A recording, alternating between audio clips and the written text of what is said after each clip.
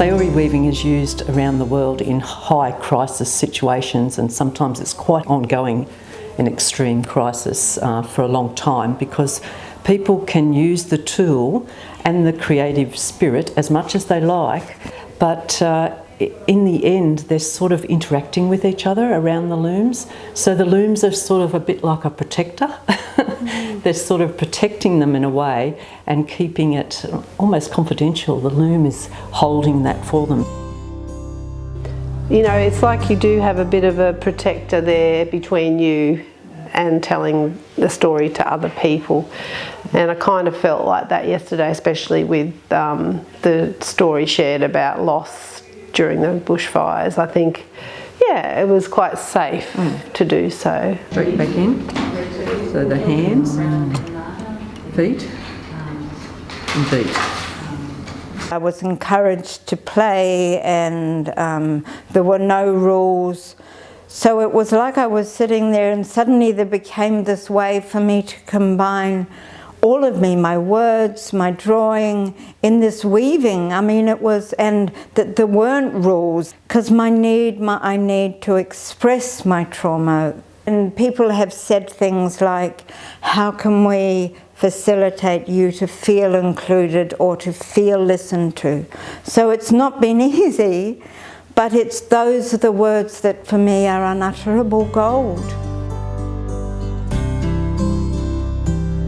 Because I teach Saori weaving in particular, it's wonderful to see just within a few minutes of so-called tuition, people are off and racing, engaging with the loom, because with the loom it sort of allows you to do the process of weaving, the structure of weaving with your feet, up and down in a rhythmical way, and then it frees your mind and your hands and your heart to actually create on the warp threads, which is like painting with threads and colour and texture.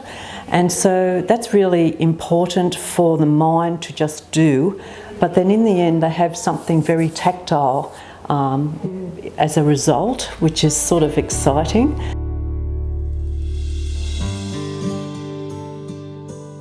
If I surrender to my creativity, it's the thing most that helps. However, what these workshops have done, which is, I don't know, I know it's understood in trauma, but it's the connections with people. And that's what I've needed. And without that, I don't think we deeply heal. With the looms, because as we work during the day, the looms somehow move. And by the end of the day, the looms are actually quite in a tight little circle, which is just another byway of it all. But the great thing about weaving, I mean, all arts encompass this, but the great thing about weaving is that in a very non-threatening way, it leaves a space in your brain. For some, trauma is so enormous, really beyond anything, but you can have a space in your brain momentarily maybe, and maybe those moments can build. So.